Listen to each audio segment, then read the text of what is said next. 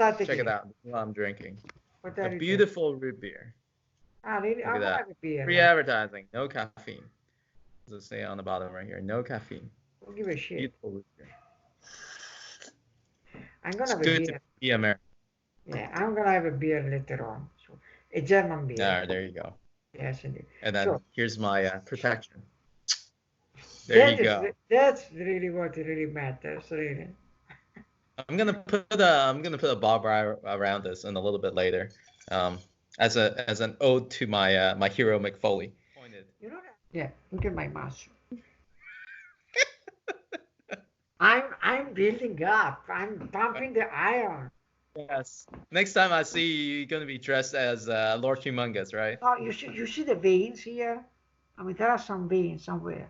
There. Okay. Seeing veins doesn't Yes. mean you have muscles. It just means you have veins. No, because when you have big muscle, then you start to show these veins coming up. Yeah, I don't think that's what we're seeing there. No, there is. You don't see, but it's there. I think you're destroying the white balance on my computer. Yeah. It's an older movie. I don't remember what year. We're not gonna do the whole full time with them. 1996, I believe. 96? Really?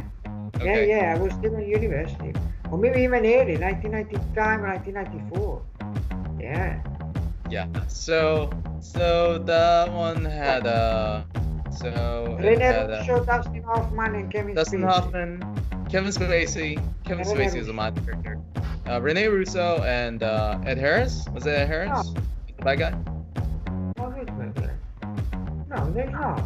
There was a general that wanted to bomb everybody. It's Donald Sutherland. That's who it was. And Morgan Freeman. Morgan Freeman, where? I think that one is not that great of a movie. Just in my opinion, I did not think it was all that scientific. It was very glorified, and then there wasn't enough drama in there. They were trying to make things sound really, really bad, but in reality, I think if something was really that bad, there's no possible way they can just immediately find a cure and stuff like that. All the mutations and things that they were describing. I don't know. I didn't really like that movie too much, and I did like the overacting. It was almost alien-like in terms of like that when they're dying and having seizures. So I enjoyed that part, seeing all the different actors do it. But other than that, it's okay. It's not that great. They had some military planes and some Mexican standoffs and stuff like that. That wasn't really, kind of interesting. Doesn't really matter in the story. They just had the budget. They had to spend it. So, yeah. What do you think? I think that you are looking at that movie with the eyes of 2020 while we are in this coronavirus crisis. So you're looking from a too educated person. You have to put yourself in 1994 when the world, it was a beautiful moment where there was no more the USSR. The US was dominating the whole world. It was yes, now it lost pretty much all the beauty. But during the time, I think if you show it that with the eyes of a 1990s dude, I think it was actually pleasant. So it was not, of course, anything close to a masterpiece. Also watching recently, yes, it's kind of a childish. It is very, very predictable, very basic, very rudimentary, if you want to say, yes. Well, we're living in the present, we're not living in the past. So if you can bring up one of these Cary Grant movies, they still age well, but not this movie. This movie has not aged well, so. Let's go straight to Contagion. So what about Let's go straight to Contagion. Contagion was a great movie. At least when it came out, when I saw it, I thought it was a great movie. It had Morbius, it had let's see, Kate Winslet. Kate Winslet. Yes, it was. I thought was the main protagonist until she turned up dead. She started to make some foam. I was just shocked by that. I just thought, because I know Kate Winslet through Titanic, and she seemed like she was the person who had everything together in the movie. I just did not anticipate her just like keeling over and dying within 3 scenes or whatever. But I guess that part was kind of realistic. Matt Damon, obviously, as usual, detracted from the movie. Gwyneth Paltrow outdid herself. Her dying scene was pretty good. Um, and then who else was in it? Jude Law was in it, and I think he did a great job.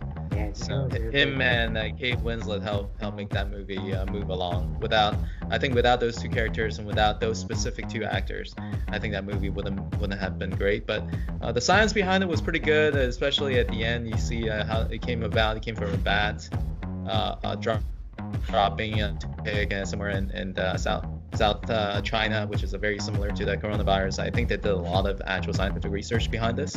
So overall, I mean, even as you're watching the movie, they were discussing some of the scientific terms and some of the politics at the CDC and stuff like that. It just felt more realistic and more enjoyable even as you're watching it the first time. So I enjoyed that movie. Definitely very pertinent to our current situation. So I recommend everybody to watch it.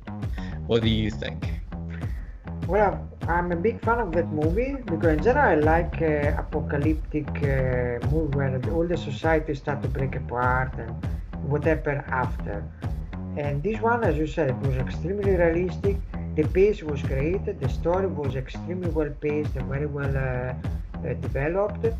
There are some characters that are great. Jude Law, Gwyneth Paltrow. She does her job. I mean, the best part is when she dies. Then I would say that many of the other characters are also excellent. The music is great because there's this kind of a deep bass and a pounding that just tells you pretty much that the thing is keep going and nothing's gonna stop it. It's really well made. The cinematography also was really well made with beautiful colors. Different depending on the part of the world that you were and so on. By the way, the best in the ironic way scene was when the doctor tells Matt Damon that his wife is there. So that is actually, there is only one part that I find it annoying, is that scene because Matt Damon acts so bad that I would say that I would have cut that scene. That really shows what a kind of a bad actor he is really. I mean, of course that is one of the climactic moment of the movie, right? And the guy completely failed. Completely. Yes. It was an early climax. I think the first quarter to a third of the movie was built around that. And yeah, I mean, he delivered a classic Matt Damon. Yeah, extremely underwhelming and poorly acted is what it is. I think that I would have done a better job really. Yeah. Do you think so? I really think so. No, don't tell me. So, your wife is dead. Okay, so when can she come back? Oh, your wife is dead. Okay, so when can she come back? What the hell are you saying, man? Did you understand that she's dead?